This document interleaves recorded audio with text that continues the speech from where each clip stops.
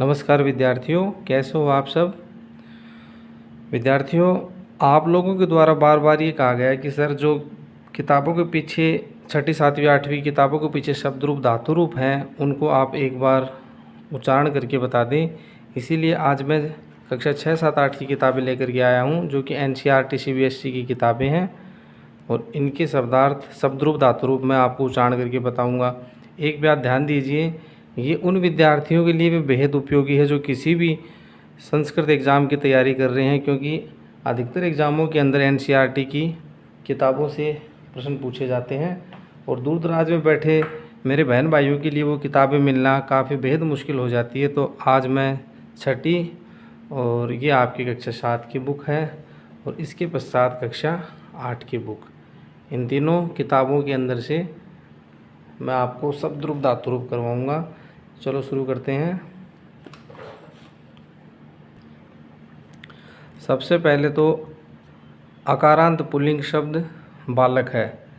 विद्यार्थियों, इनको अकारांत क्यों बोला जाता है इस बात को आप समझिए। अधिकतर विद्यार्थियों को तो पता है कि ये जो बालक शब्द है इसके ए अंत में है। बालक के ए अंत में कैसे है, जब हम बालक शब्द बनाएंगे तो हमने ब प्लस आ मिलके बा बना और ल प्लस ए मिलके ल बना और क में भी आपका क प्लस ए है। तो इस ए होने के कारण इसको आकारांत पुल्लिंग बोला जाता है। फिर आप देख रहे हैं आकारांत स्त्रीलिंग बालिका। तो बालिका जो शब्द है उसका जो अंतिम शब्द का है और वो का क प्लस आ, तो ये स्त्रीलिंग शब्द है और इसके अंत में आ है, इसीलिए इसको आकारांत शब्द बोला जाता है। जिसके अंत में जो शब्द है संस्कृत में उसको अकारांत, तकारांत, मकारांत ऐसे बोला जाता है। चलो शुरू करते हैं। विद्यार्थियों, 7 विभक्तियाँ आपके सामने, प्रथमा, द्वितीया, तृतीया, चतुर्थी, पंचमी, षष्ठी, सप्तमी और अंत में एक संबोधन है। एक बात मैं आपको और बता देता हूँ कि जैसे बालक शब्द है उसी प्रकार जिन शब्दों के अंत में ए आएगा, जैसे बालक के क में मैंने बताया ए है, वैसे देखिए आप नृप है यानी राजा, इसके पै में ए है, देव के व में ए है, राम के म में ए, पितामह यानी दादा, इसके है में ए और पंडित के तय में ए इत्यादि आकारांत शब्द हैं। वो सारे शब्द बालक की भांति ही बोले जाएंगे। विद्यार्थियों, आप इसको पॉज करके स्क्रीनशॉट ले सकते हैं और जिन विद्यार्थियों को इनका उच्चारण करना आता है वो थोड़ा सा वीडियो को आगे बढ़ा करके अपना अगला शब्द रूप देख सकता है। और छोटे बच्चे जो हैं 6, 7, 8 के, उनको मैं बोलना बताता हूँ। तो ये आपके ऊपर एक वचन, द्विवचन और बहुवचन है। एक वचन का मतलब ये एक बालक है, द्विवचन का मतलब ये 2 बालक हैं और बहुवचन का मतलब ये 2 से अधिक कितने भी हो सकते हैं, 3, 4 लाख, 2 लाख, 10 लाख, ये इनको हम बहुवचन कहेंगे। तो मेरे पीछे पीछे बोलना। विभक्ति है प्रथमा, बालक है एक वचन में, द्विवचन में बालकौ और बहुवचन में बालकः। द्वितीय विभक्ति में बालकम, बालकौ, बालकान। तृतीया में बालकेन, बालकाभ्याम, बालकैः। चतुर्थी विभक्ति में बालकाय, बालकाभ्याम, बालकेभ्यः। पंचमी में बालकात्, बालकाभ्याम, बालकेभ्यः। षष्ठी बालकस्य, बालकयोः, बालकानां। सप्तमी बालके, बालकयोः, बालकेषु। संबोधन है हे बालक, हे बालकौ, हे बालकः। एवमेव यानी इसी प्रकार नृप, देव, राम, पितामह, पंडित इत्यादि नाम अकारांत पुल्लिंग शब्दानाम रूपाणि भवन्ति। इन शब्दों के रूप भी बालक की भांति चलेंगे। अब आकारांत स्त्रीलिंग शब्द है बालिका। मैंने आपको बताया था कि इस का के अंदर का प्लस आ, इसीलिए इसको आकारांत बोला जाता है। और लड़की जो है बालिका वो स्त्री है, इसीलिए उसको स्त्रीलिंग बोला जाता है। प्रथमा विभक्ति हम देखेंगे बालिका, बालिकी, बालिकाः, बालिकाम, बालिके, बालिकाः, बालिकया, बालिकाभ्याम, बालिकाभिः। चतुर्थी विभक्ति में बालिकायै, बालिकाभ्याम, बालिकाभ्यः। पंचमी विभक्ति आप देख रहे हैं विद्यार्थियों, पंचमी विभक्ति में बालिकायाः, बालिकाभ्याम, बालिकाभ्यः। षष्ठी में बालिकायाः, बालिकयोः, बालिकानां। सप्तमी में बालिकायां, बालिकयोः, बालिकासु और संबोधन होगा हे बालिके, हे बालिके, हे बालिका। विद्यार्थियों एक बात का ध्यान देना, व्याकरण संबंध जो तर्क है वो तो मैं आपको बाद में बताऊंगा। इनके अंदर बहुत से शब्द आपको एक जैसे मिलेंगे, जैसे कि देखो ये आपका प्रथमा और द्वितीया का द्विवचन एक जैसा है, ठीक है। उसके पश्चात आपको चतुर्थी और पंचमी का बहुवचन एक जैसा मिल जाता है, और आप देख रहे हैं तृतीया, चतुर्थी और पंचमी का द्विवचन भी एक जैसा है, षष्ठी और सप्तमी का द्विवचन एक जैसा है। और जो अपना संबोधन होता है वो अधिकतर शब्द रूपों में प्रथमा की बातें चलता है, हे लगता जाता है। जैसे हे बालकः, तो इसमें विसर्ग नहीं लगेगा, हे बालक, बालकौ, बालकौ, बालका, बालका। ये जो आप निशान देख रहे हैं, जैसे कि एक पूर्ण विराम का सा निशान है, उसके नीचे एक बिंदु, इसे हम संबोधन का निशान बोलते हैं, ठीक है। वैसे बालिका शब्द में आप देख रहे हो कि प्रथमा और द्वितीया का बहुवचन एक जैसा है, और तृतीया, चतुर्थी और पंचमी का द्विवचन एक जैसा है।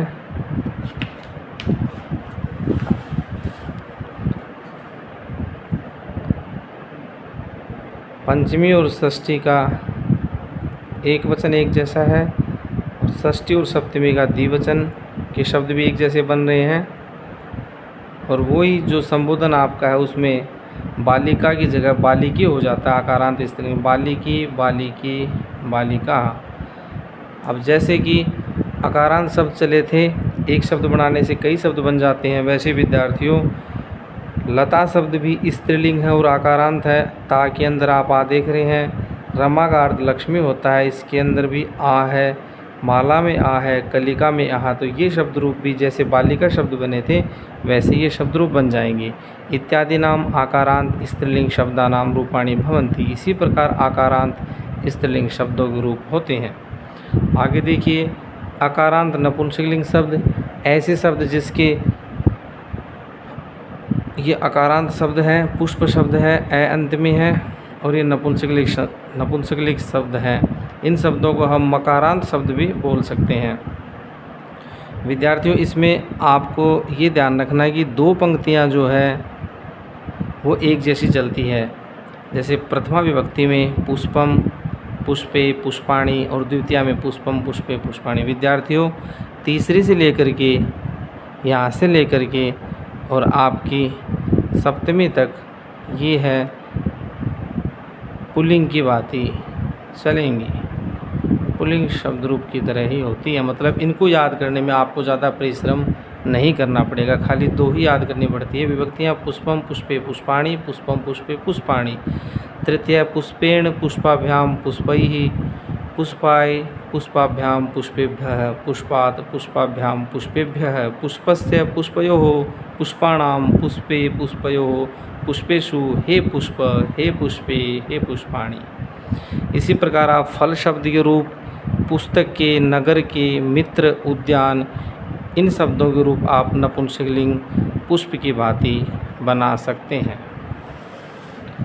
आगे देखिए विद्यार्थियों, इकारांत शब्द है, जिस प्रकार मैंने बताया था आपको अकारांत, उकारांत, आकारांत, वैसे ही मुनि शब्द देख रहे हैं तो मुनि शब्द है वो मुँह और नी, तो अंत में नी है, तो ये जो नी है ये न धन ई से मिलके बना, तो अंत में इसके ई है, तो हम इसको इकारांत शब्द कहेंगे। प्रथमा विभक्ति में है मुनि ही, मुनि, मुनियः, मुनिम, मुनि, मुनीन, मुनिना, मुनिभ्याम, मुनिभिः, मुनिये, मुनिभ्याम, मुनिभ्यः, मुनेः, मुनिभ्याम, मुनिभ्यः, मुनेः, मुन्योः, मुनीनां, मुनौ, मुन्योः, मुनीषु, हे मुने, हे मुनि, हे मुनियः। विद्यार्थियों जैसे कि इस मुनि में ई की मात्रा छोटी है, तो ऐसे पुल्लिंग शब्द जिनमें ई की छोटी ई की मात्रा हो वैसे शब्द रूप मुनि की भांति बनेंगे। जैसे कवि में आप देख रहे हो छोटी ई की मात्रा है, हरि में, रवि में, कपि में, कपि का अर्थ बंदर होता है।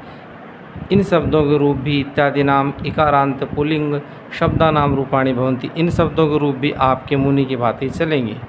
अब विद्यार्थियों आगे आप देख रहे हो उकारांत शब्द है जो कि पुल्लिंग है। अभी उकारांत शब्द का मैं आपको बताता हूँ। जैसे भानु शब्द का जो लास्ट का नू है वह नू न प्लस ऊ मिलकर नू बनता है, इसीलिए इसको उकारांत, क्योंकि इसके अंत में ऊ है, न के बाद में ऊ आता है तो ये उकारांत पुल्लिंग शब्द हो गया। तो भानु हूँ भानु भानवः, भानुम भानु भानून, भानुना भानुभ्याम भानुभिः, भानुवे भानुभ्याम भानुभ्यः, भानुः भानुभ्याम भानुभ्यः, भानुः भानुवो भानूनाम, और भानौ भानुवो भानुषु, हे भानु हे भानु हे भानुवः। इसी प्रकार विद्यार्थियों जैसे शिशु शब्द है तो इसमें भी उकारांत शब्द है। शिशु में के सु में ऊ है, साधु के धू में ऊ है, गुरु में ऊ है, विष्णु में ऊ है, तो इन शब्दों के रूप भी उकारांत पुल्लिंग की भांति बनेंगे। इसके बाद आप देख रहे हो विद्यार्थियों हमारी कुछ महत्वपूर्ण लकारें आ गई जो कि आपके लिए बड़ी महत्वपूर्ण लकारें हैं। पठ धातु पढ़ना अर्थ में सबसे पहले हम देखेंगे लट लकार वर्तमान काल। प्रथम पुरुष एक वचन में पठती, उसके पश्चात पठतः पठन्ति, पठसी पठथः पठत, पठामी पठावै पठामः। देखिए विद्यार्थियों यहाँ केवल विसर्ग का अंतर है। ये जो दो बिंदु है इसको विसर्ग बोलते हैं, इसमें विसर्ग नहीं है। तो संस्कृत वो बड़ी बारीकी से चलती है, तो इस चीज़ का हमें ध्यान देना चाहिए। लृट लकार है भविष्यत काल में, ये प्रथम पुरुष की पंक्ति होती है पूरी, मध्यम पुरुष के आगे वाली पंक्ति मध्यम पुरुष की कहलाती है, उत्तम पुरुष के आगे वाली पंक्ति उत्तम पुरुष की कहलाती है। ऐसे जो लंबी पंक्ति है खड़ी वो एक वचन की है, ये जो पंक्ति है ये द्विवचन के अंतर्गत है, और ये पंक्ति बहुवचन के अंतर्गत है। तो लृट लकार भविष्यत काल में पठिष्यति पठिष्यतः पठिष्यन्ति, पठिष्यसि पठिष्यथः पठिष्यत, पठिष्यामि पठिष्यावः पठिष्यामः। लंग लकार भूतकाल अतीत काल, अतीत काल यानी जो बीत गया, तो इसको हम भूतकाल भी बोल सकते हैं, भूतकाल। ये ए लग के शुरू होता है विद्यार्थियों। ये एक ऐसा तरीका है जिसे हम आड़ू तरीका बोल सकते हैं। जैसे कि ये लृट लकार वाली धातु ये श लग के शुरू होती है और इसके बीच में श आता है, और लंग लकार वाली धातु के शुरू में ए आता है। तो आप ऐसे भी इसको याद कर सकते हैं। तो मेरे पीछे बोलिएगा ए पठत, ए पठताम, ए पठन, ए पठः, ए पठतम, ए पठत, ए पठम, ए पठाव, ए पठाम। आगे देखिए विद्यार्थियों लोट लकार की धातु आपको दिख रही है जो अनुज्ञा आदेश या आज्ञा देने अर्थ में होती है। पठतु पठताम पठन्तु, पठ पठतम पठत, पठानी पठाओ पठाम। इसी प्रकार आप हस धातु हंसना, चल चलना, खेल खेलना, खाद यानी खाना, पा धातु पिब, पिब रूप बनता है इसका, पिब यानी पीना, दृश्य यानी देखना, धाव अर्थात दौड़ना, पत यानी गिरना, भ्रम यानी भ्रमण करना, लिख यानी लिखना, ईस इच्छा करना, मिल मिलना, प्रभृति नाम धातु नाम रूपाणी भवंती। ऐसे ही इन धातुओं के रूप भी चलेंगे। गम धातु जिसका अर्थ गच्छ है, जो जाना अर्थ में है, लट लकार वर्तमान काल, गच्छति गच्छतः गच्छन्ति, गच्छसि गच्छथः गच्छत, गच्छामि गच्छावः गच्छामः। लृट लकार भविष्यत काल, गमिष्यति गमिष्यतः गमिष्यन्ति, गमिष्यसि गमिष्यथः गमिष्यत, गमिष्यामि गमिष्यावः गमिष्यामः।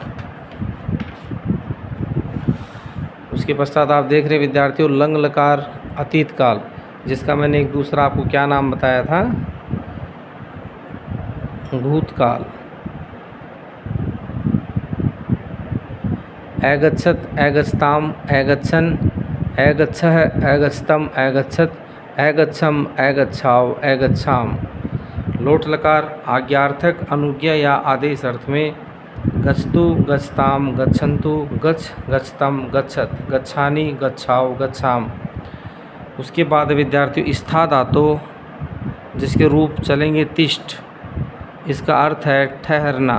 लट लकार वर्तमान काल, तिष्ठति तिष्ठतः तिष्ठन्ति, तिष्ठसि तिष्ठथः तिष्ठत, तिष्ठामि तिष्ठावः तिष्ठामः।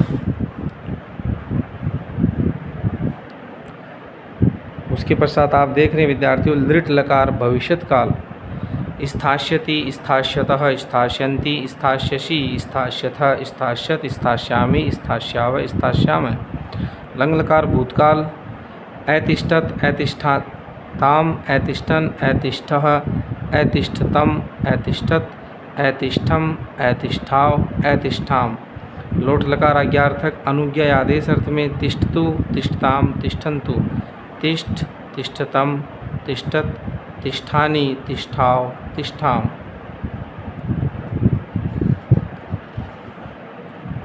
विद्यार्थियों देखिए इसमें बहुत सी बारीकियां हैं और ये कम्पिटिटर जो एग्ज़ाम आप लोग दे रहे हैं उसके अंदर ये बड़ी ध्यान रखने की चीज़ें। और जितना वो कहते हैं ना, जिन खोजिया तिन पाइया, गहरे पानी पेट।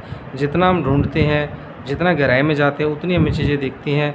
जैसे देखिए लट लकार वर्तमान काल का जो तिष्ठ है, तिष्ठाव है, तिष्ठामह, और ये तिष्ठाव, तिष्ठाम, इसमें विसर्ग का ही अंतर है ना। तो ये छोटी छोटी चीज़ें हैं, ये आप इसको धारण करें। नी धातु है नय, ले जाना अर्थ में नयति, नयतः, नयन्ति, नयसि, नयथः, नयथ, नयामि, नयावय, नयामः। फिर लृट लकार भविष्यत काल है। नेष्यति, नेष्यतः, नेष्यन्ति, नेष्यसि, नेष्यथः, नेष्यथ, नेष्यामि, नेष्यावय, नेष्यामः। लंग लकार भूतकाल है। अतीत काल जिसे बोल रहे हैं अनयत, अनयताम, अनयन, अनयः, अनयतम, अनयत, अनयम, अनयाव, अनयाम। लोट लकार आज्ञार्थक। अनुज्ञा या आज्ञा देने अर्थ में नयतु, नयताम, नयन्तु, नय, नयतम, नयत, नयानि, नयाव, नयाम। चिंत धातु सोचना, चिंता करने अर्थ में। लट लकार वर्तमान काल। चिंतयति, चिंतयतः, चिंतयन्ति, चिंतयसि, चिंतयथः, चिंतयत, चिंतयामि, चिंतयावः, चिंतयामः। लृट लकार भविष्यत काल। चिंतयिष्यति, चिंतयिष्यतः, चिंतयिष्यन्ति, चिंतयिष्यसि, चिंतयिष्यथः, चिंतयिष्यत, चिंतयिष्यामि, चिंतयिष्यावः, चिंतयिष्यामः। ये अंतिम पेज है। इसमें आपकी छठी क्लास की जो महत्वपूर्ण शब्द रूप, धातु रूप जो एनसीईआरटी ने खुद सेलेक्ट करके पीछे किताब के पीछे दी थी वो संपूर्ण हो जाएंगी। लंग लकार भूतकाल, अतीत काल। अचिंत्यत, अचिंत्यताम, अचिंत्यन, अचिंत्यः, अचिंत्यतम, अचिंत्यत, अचिंत्यम, अचिंत्याव, अचिंत्याम। लोट लकार आज्ञार्थक। अनुज्ञा आदेश अर्थ में चिंत्यतु, चिंत्यताम, चिंत्यन्तु, चिंत्य, चिंत्यतम, चिंत्यत, चिंत्यानि, चिंत्याव, चिंत्याम। इसी प्रकार से हस, चल, खेल, चल, हंस यानी हंसना, चल यानी चलना, खेल यानी खेलना, खाद यानी खाना, पा यानी पीना, दृश्य धातु देखना, धाव, दौड़ना, पथ, गिरना, भ्रम, भ्रमण करना, लिख, लिखना, इस, इच्छा करना, मिल, मिलना। प्रवृत्ति नाम धातु नाम रूपाणी भवंती। विद्यार्थियों इनको आप मेरे पीछे पीछे बोलना, इस वीडियो को बार बार देखना, जिनसे आपका उच्चारण भी स्पष्ट हो जाएगा। और आप लोग जो बार बार कहते हैं कि सर हमें बोलना नहीं आता, वो आप बोलना सीख जाएंगे। आप सभी का धन्यवाद। जयतु संस्कृतम।